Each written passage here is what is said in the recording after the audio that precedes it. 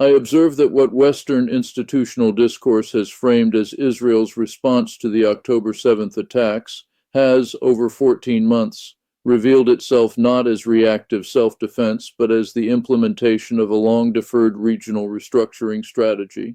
The Gaza siege, the systematic degradation of Hezbollah, the immediate military intervention in post-Assad Syria, and the explicit preparation for strikes on Iranian nuclear facilities constitute not separate crises, but integrated components of a doctrine that seeks to establish irreversible Israeli regional dominance. This is not analysis of whether such dominance is justified or moral. It is documentation of how it operates, what enables it, and what structural precedents it establishes for international order.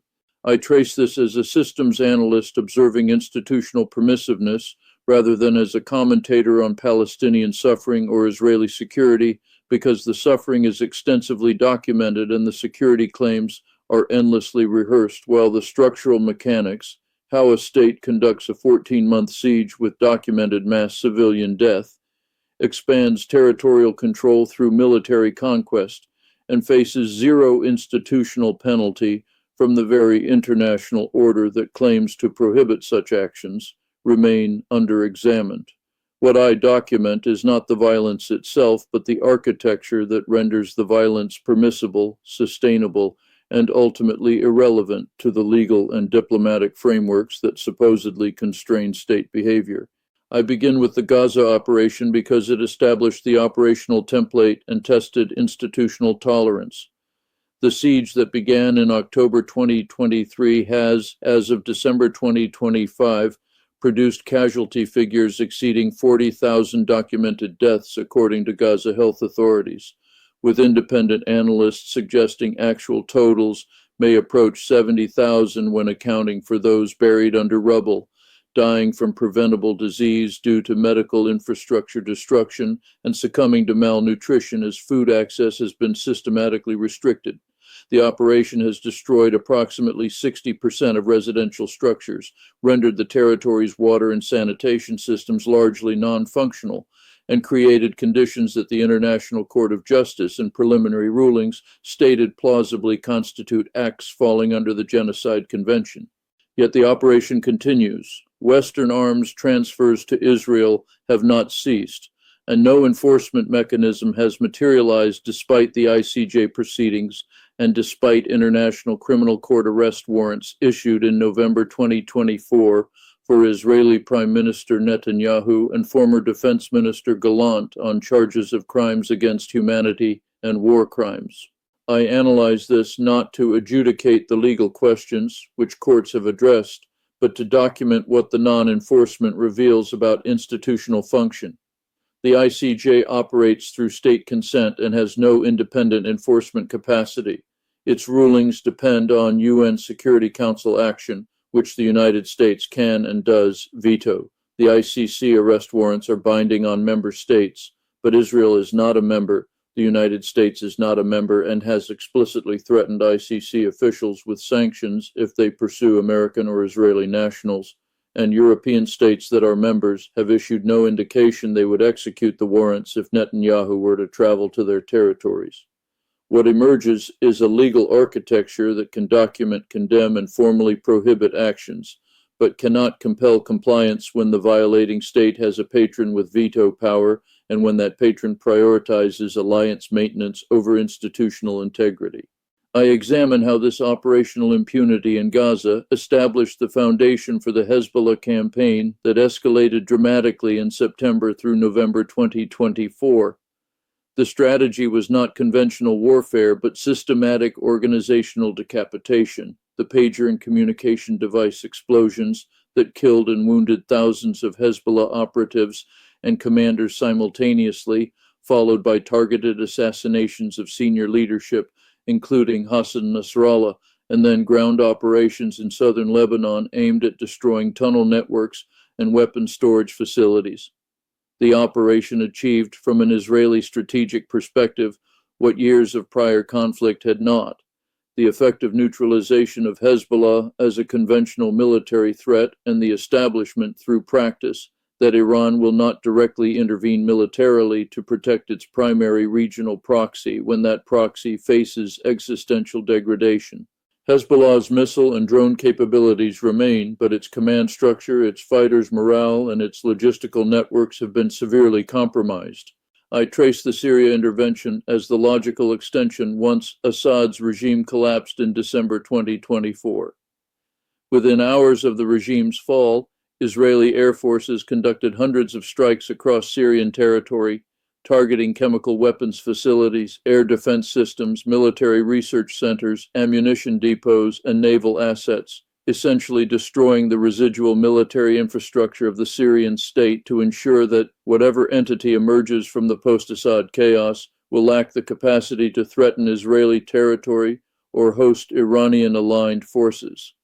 Simultaneously, Israeli ground forces moved beyond the 1974 ceasefire lines in the Golan Heights, establishing a buffer zone that extends the de facto Israeli control deeper into Syrian territory under the justification of preventing hostile forces from approaching the border.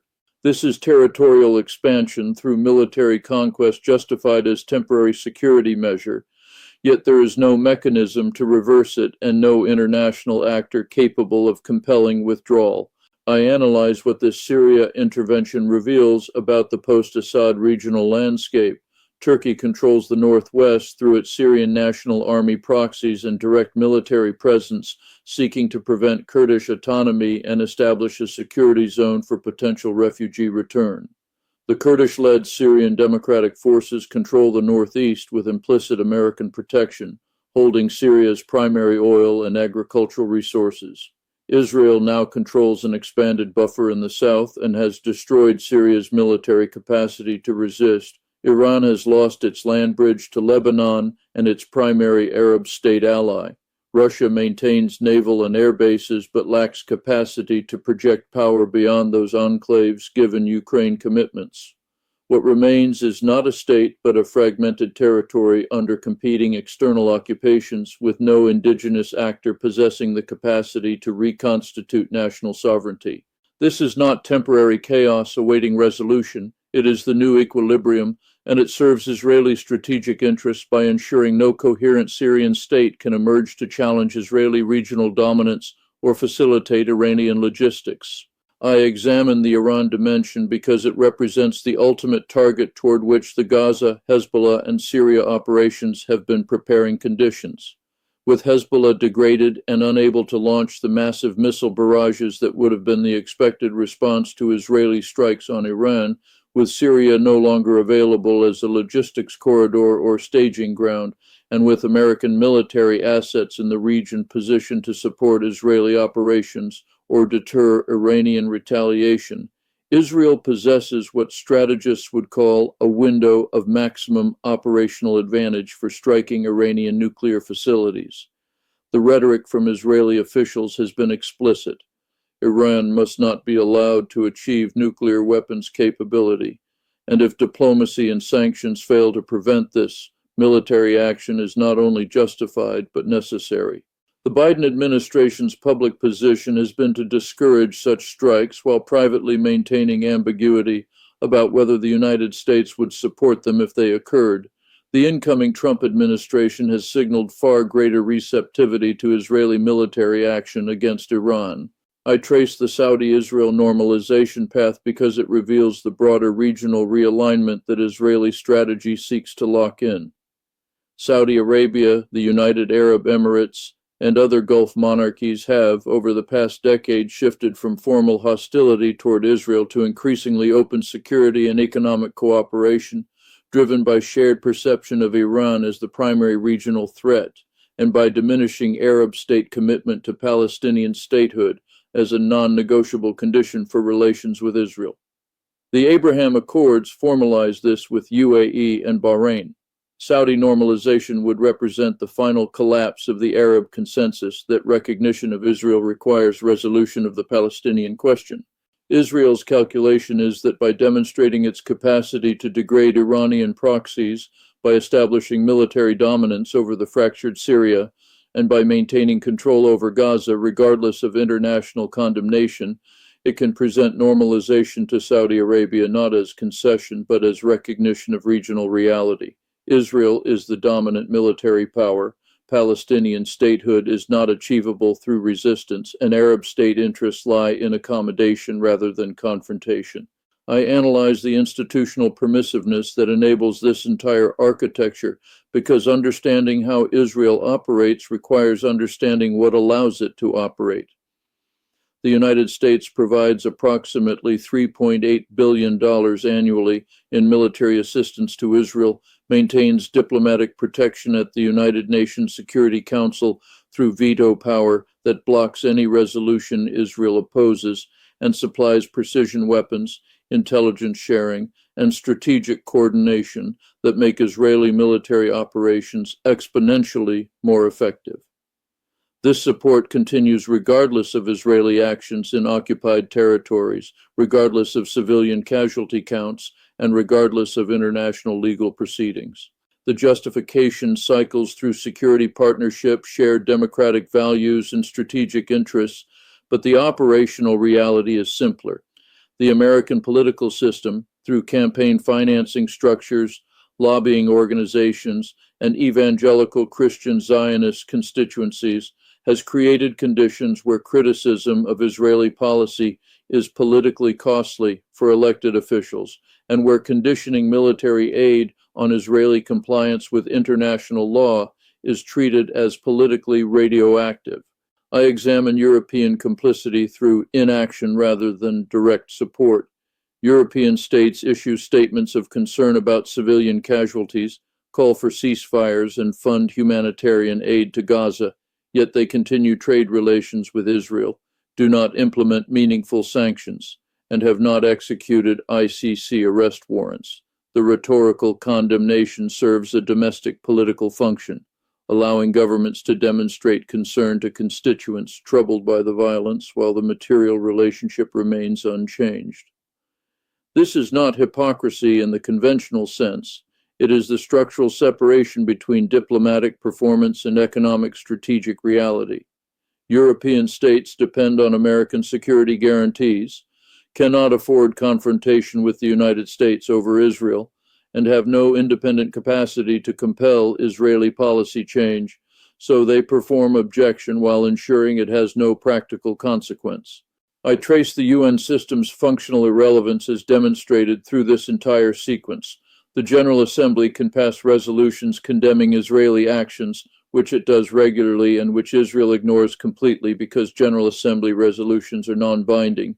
The Security Council cannot pass binding resolutions because the United States vetoes them. The ICJ can issue rulings which have no enforcement mechanism. The ICC can issue arrest warrants which member states decline to execute. The UN High Commissioner for Human Rights can document violations, which produces reports that generate no institutional action. What this reveals is not UN weakness, but UN design. The institution was created by and for great powers to manage international order as they define it, not to constrain great powers or their clients. The UN can act against states without great power protection, sanctions on North Korea, interventions in Libya, peacekeeping in weak states, but it cannot act against states that possess or are protected by veto-wielding Security Council members. Israel's actions do not reveal UN failure, they reveal UN function. I analyze what precedent this establishes for international order more broadly because the implications extend far beyond the immediate region. If a state can conduct a 14-month siege with mass civilian death, if it can expand territorial control through military conquest, if it can systematically destroy another state's military infrastructure the moment that state's government falls, if it can openly prepare strikes on another state's nuclear facilities, and if it faces zero enforcement of international legal prohibitions against these actions, then what constraint exists on any other state with sufficient patron backing? The answer is none. The rules-based international order that Western states claim to defend is revealed as rules that apply to weak states without great power protection and discretionary application based on strategic alignment for everyone else. Russia's annexation of Ukrainian territory is condemned and sanctioned, Israel's expansion into Syrian territory is ignored. China's treatment of Uyghurs prompts sanctions and boycotts. Israel's treatment of Palestinians prompts aid and weapons transfers. This is not whataboutism, it is documentation of the selectivity that defines the system. I examine the regional consequences that flow from this Israeli operational success. Palestinian armed resistance movements have been militarily defeated in Gaza, their infrastructure destroyed, their population displaced and traumatized, and their cause systematically marginalized in regional diplomacy as Arab states pursue normalization. Hezbollah has been degraded from a force that could threaten Israeli territory to one struggling to maintain organizational coherence. Syria has ceased to exist as a coherent state, fragmenting into zones of external control. Iran faces the prospect of military strikes on its nuclear program with its primary deterrent, Hezbollah missile barrages, neutralized. The Palestinian Authority in the West Bank maintains performative governance while Israeli settlements expand and annexation proceeds incrementally. What emerges is not peace, but the pacification of resistance through overwhelming force application and the restructuring of regional order around Israeli military dominance rather than negotiated settlement or international legal frameworks. I return to the core analytical question: what does this sequence reveal about how power actually operates in contemporary international relations as distinct from how institutional rhetoric claims it operates? The answer is that military dominance, when backed by great power patronage and when facing adversaries without equivalent support, can achieve strategic objectives regardless of international legal constraints, humanitarian consequences, or diplomatic objection. The institutional architecture, international law, UN system, human rights frameworks, functions as legitimization for actions that align with great power interests and as condemnation without consequence for actions that do not. The system cannot enforce rules against actors it was designed to protect, and the pretense that it conserves primarily to maintain the legitimacy of the system itself rather than to constrain behavior within it. I conclude with the civilizational implications. What is being normalized through the Israel, Gaza, Lebanon, Syria, Iran sequence is not merely specific policies, but a model of how states with sufficient backing can operate. International law is optional, civilian protection as discretionary, territorial expansion as permissible if framed as security, and institutional accountability as theater. Every state observing this draws conclusions about what is possible and what is enforceable.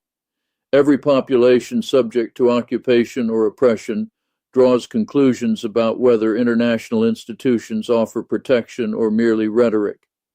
Every resistance movement draws conclusions about whether armed struggle or negotiation offers any realistic path to self-determination when the opponent possesses overwhelming military superiority and great power protection.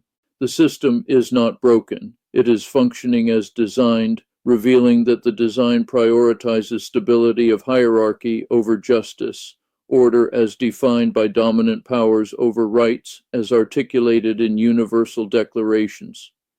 What we witness is not the collapse of international order, but its exposure.